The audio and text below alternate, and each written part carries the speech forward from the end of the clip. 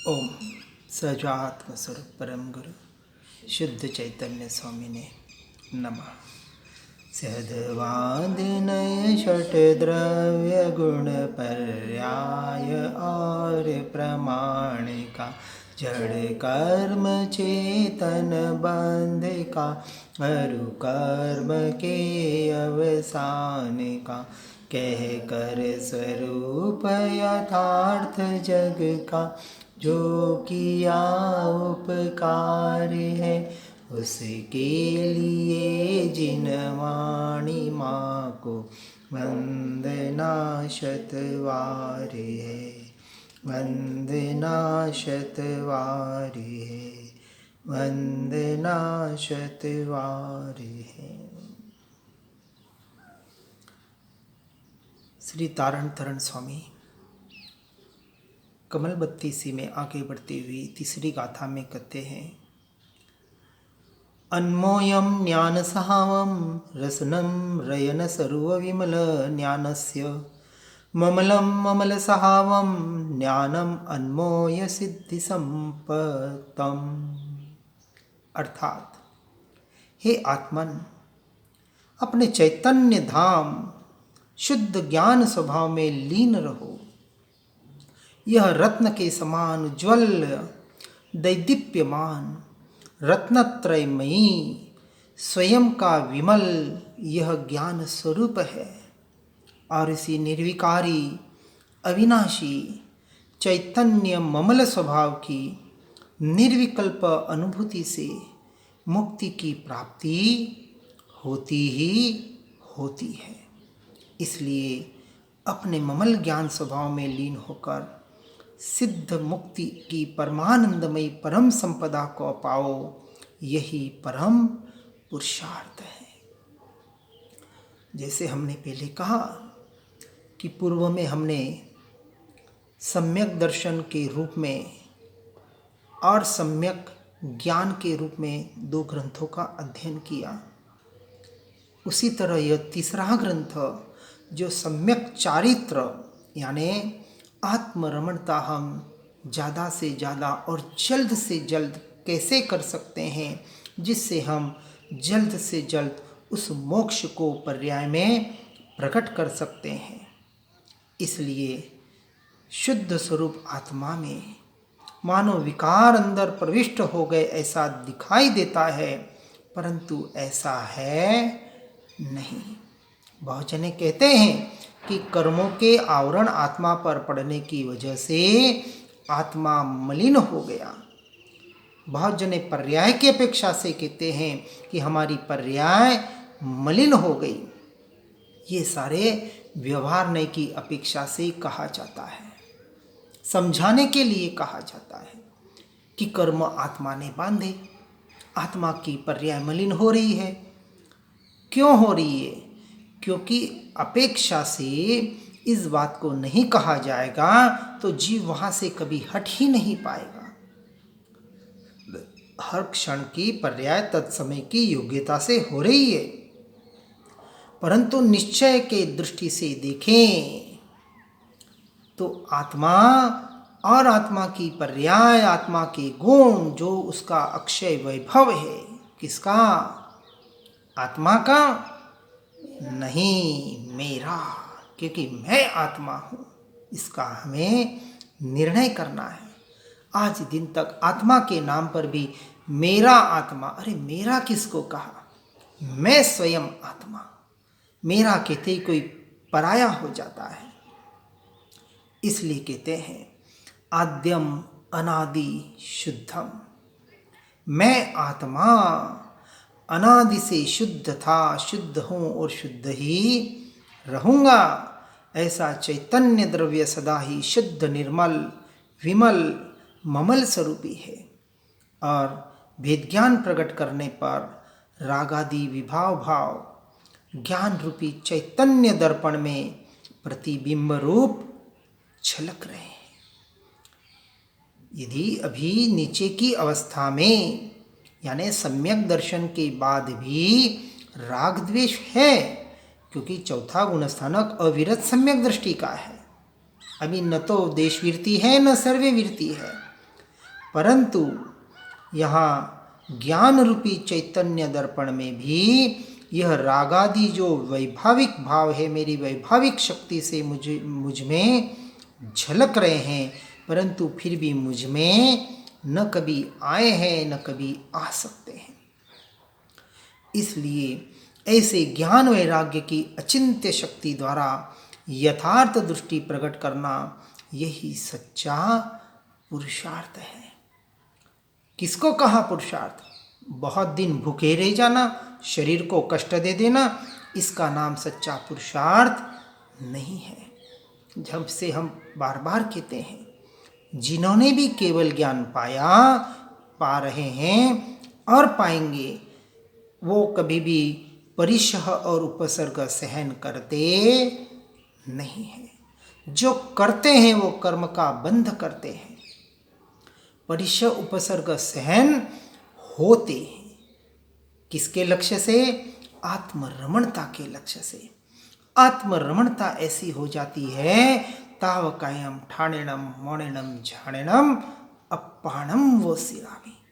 आत्मा की आज्ञा में रहने के लिए, अपने स्वरूप और स्वभाव में रहने के लिए मन वचन काया कर्म, कर्म के उदय, परद्रव्य पर भाव, ये सारे शुभ अशुभ और शुद्ध भाव, ये विकल्प यानी पर समय से दृष्टि हटाकर अपने स्व समय में लीन होना, इसी का नाम सच्चा परमार्थ पुरुषार्थ है, जो मोक्ष तक हमें पहुंचाने में कारण बनेगा। इसलिए अनेक प्रकार के कर्म के उदय, सत्ता, अनुभाग तथा कर्म निमित्त जन्य विकल्प आदि आत्मा से अत्यंत भिन्न है। आत्मा में उसका अत्यंत भाव है, यानी क्षण अंश मात्र भी ये कर्म के उदय, ये बाहर के परिणमन, ये भाव मुझे आत्मा को आज दिन तक स्पर्शे तक नहीं, तो मुझ में आना तो बहुत दूर है। जैसे स्वभाव से निर्मल स्फटिक रंगा नहीं गया है, वैसे ही स्वभाव से निर्मल आत्मा में क्रोध, मान आदि दिखाई दे, तथापि वास्तव में आत्मद्रव्य उनसे भिन्न है, न्यारा है, स्वतंत्र है और वस्तु स्वभाव में मलिनता है ही नहीं। यानी मुझ में मलिनता पर्याय में है, वहाँ से मुझे दृष्टि हटाकर निर्मल ऐसे ममल विमल स्वभाव में अपने स्वरूप में मुझे दृष्टि स्थिर करनी है। इतना ही निर्णय करके, इतना ही सच्चा पुरुषार्थ हमें करना है। परंतु अनादि से जीव और पुद्गल का एक क्षेत्रावगाह निमित्त नैमित्तिक संबंध होने के बाद भी आत्मा का, किसका? मुझ आत्मा का एक प्रदेश भी इस पुद्गल अचेतन रूप हुआ नहीं, और पुद्गल का एक परमाणु भी मुझ चेतन रूप हुआ नहीं। यह द्रव्य की स्वतंत्र वस्तु व्यवस्था है। एक वस्तु दूसरे वस्तु को, एक गुण दूसरे गुण को, एक पर्याय दूसरी पर्याय को स्पर्शती तक नहीं है। हर द्रव्य, हर गुण, हर पर्याय अपने से अपने में स्वतंत्रता से परिणमित हो रही है। इसलिए जिसे यथार्थ द्रव्य दृष्टि प्रकट होती है, उसे दृष्टि के जोर में अकेला शुद्ध चैतन्य ध्रुव तत्व ही भाव भाषित दिखाई देता है। शरीर आदि कुछ भी भाषित नहीं होते, और भेद ज्ञान की परिणति ऐसी दृढ़ हो जाती है कि स्वप्न में भी मैं आत्मा ही हूँ। शरीर आदि पुद्गल द्रव्य और उसके निमित्त से होने वाले ये परभाव, इनमें मैं कहीं भी नहीं हूँ, ऐसी स्पष्ट भिन्नता भाषित होती है। और ऐसे अखंड त्रिकाली ज्ञान स्वभाव को ज्ञेय बनाकर इस आश्रय में एकाग्र हुआ ज्ञान परिणाम उन विभाव अंश से भिन्न रहता हुआ विभाव को परज्ञेय की तरह मात्र जानता और देखता है। यह भेद ज्ञान है, और उसको देखते जानते वक्त अपने ज्ञान स्वभाव को ही देखता और जानता है। यह भेद विज्ञान है। इस तरह से साधक को एक ही समय में एक ही परिणाम में दोनों प्रकार का भिन्न अनुभव होता ही होता है। पर जानने में आता है उसी क्षण जीव का उपयोग अपनी आत्मा में अपने स्वरूप में होता है। ज्ञान का विषय भले ज्ञेय बन जाए परंतु दृष्टि का विषय उसी क्षण अपना शुद्धात्मा ही होता है। इसी का नाम स्वपर प्रकाशक, ऐसा आत्मा का जो स्वभाव बताया जाता है, यही मेरा स्वभाव है। जीवों को ज्ञान और क्रिया के स्वरूप की खबर ही नहीं है। स्वयं ज्ञान और क्रिया दोनों करते हैं, ऐसी भ्रमणा, ऐसी भ्रांति भरी हुई है कि ये क्रिया भी मैं कर रहा हूँ और उसको जानने का काम भी मैं कर रहा हूँ। अरे भैया, मन वचन काया की क्रिया और उससे होने वाले ये भाव, ये तो उदयागत कर्म है, औदयिक भाव है। और इन औदयिक भावों में, उस औदयिक कर्म में, उन क्रियाओं में मैं कहीं भी नहीं हूँ। उनको जानने के काल में अपने स्वरूप और स्वभाव को ही जानता हूँ, ऐसी भ्रांति हमें निकालनी है। ये भ्रांति जो परद्रव्य को जानने की और मैं स्वयं को ही जानता हूँ, इसका निर्णय करना है। इसलिए मुझे इतना आता है, मैं ऐसी साधना करता हूँ, मैं इतनी क्रियाएं करता हूँ, इस प्रकार धर्म के नाम पर भी मिथ्या अभिमान में ही रहता है। परंतु निज शुद्धात्म आत्मा के अनुभूति के बिना ज्ञान होता ही नहीं। और आत्मा का यानी मेरा स्वभाव जो परिणमन रूप है, उसकी जो मेरी क्रिया है, वो मैं परद्रव्य के लक्ष्य की वजह से नहीं कर पाता हूँ। इसलिए बाह्य जड़ पदार्थों का ज्ञान यानी संसार का ज्ञान तो बाहर का है ही है, लेकिन मात्र शास्त्र का ज्ञान भी क्षोक्षमिक ज्ञान है, सच्चा ज्ञान नहीं है। और पौद्गलिक यानी मन वचन काया और कर्म के उदय, इसके द्वारा होने वाली क्रिया शरीर आदि का परिणमन है। यह आत्मा की यानी मेरी क्रिया नहीं है। आत्मा से पर के जड़ के कार्य कभी नहीं होते। जो बाह्य ज्ञान और जड़ की क्रियाओं में अपना कर्तृत्व मानता है, वही अज्ञानी है, वही मिथ्या दृष्टि है और हमें वहाँ से हटना है। इसलिए सर्वोत्कृष्ट महिमा का भंडार ऐसा यह चैतन्य ज्ञायक देव अनादि अनंत परम पारिणामिक भाव में स्थित है, जो पूरा निर्मल है, ममल है, जिसमें कभी कर्म मल आदि विकार हुए ही नहीं, जो परिपूर्ण है, परम निरपेक्ष है, ध्रुव है और त्रैकालिक परिपूर्ण सामर्थ्यमय है, जो परम सुख, परम शांति और परमानंद का भंडार, रत्नत्रय स्वरूप, अनंत चतुष्टमय ज्ञान स्वभावी अभेद एक परम पारिणामिक भाव रूप है। और इसी का आश्रय करने से यानी स्वयं के स्वरूप और स्वभाव का आश्रय करने से और स्वयं में लीन रहने से सम्यक दर्शन से लेकर मोक्ष तक की सर्व दशाएं प्रकट सहज ही हो जाती है। अब कब होगा, क्यों होगा, कैसे होगा, अंश मात्र भी विचार न करते हुए एकमात्र भेद ज्ञान, भेद विज्ञान के द्वारा आत्मरमणता का ही प्रयास और पुरुषार्थ करें। ऐसे आत्मा में यानी मुझ में सहज भाव से विद्यमान सम्यक ज्ञान, दर्शन, चारित्र, आनंद इत्यादि अनंत गुण भी यद्यपि पारिणामिक भाव रूप है, तथापि वे चैतन्य द्रव्य के एक एक अंश रूप होने के कारण उनका भेद रूप से अवलंबन लेने पर निर्मलता, शुद्ध दशा प्रकट नहीं होती। इसलिए परम पारिणामिक भाव रूप यानी इन गुण और पर्याय के भेदों से भी पार ऐसा अभेद, अखंड, एक, त्रिकाली, ध्रुव तत्व, ऐसा जो ममल स्वरूप अभेद एक शुद्ध चैतन्य ज्ञान मात्र, ऐसा अखंड परमात्म तत्व का ही आश्रय करना, वही दृष्टि देना और उसी का ध्यान करना, यही परमानंद दशा मुक्ति सिद्धि की संपत्ति को पाना है। इसलिए इस बात को गहराई से समझ कर हमें आगे बढ़ना है और इसके लिए संसार से जल्द जितना छूट सके, जितने बाहर की क्रियाओं से छूट सके, उतने विकल्पों से छूटना होकर अपने स्वरूप में आने के लिए हमें समय मिल सकता है। इसलिए श्रीमद् जी ने भी कहा है कि जंजाल बड़ी है और जीवन छोटा है। यदि जंजाल को अल्प कर देगा तो यही जीवन अपने स्वरूप रमणता के लिए लंबा कर सकते हैं।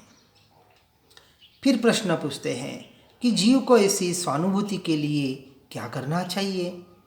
तो कहते हैं, प्रथम स्वानुभूति हेतु ज्ञान स्वभावी आत्मा का जिस तरह भी हो, स्वाध्याय और सत्संग के द्वारा दृढ़ निर्णय करना चाहिए।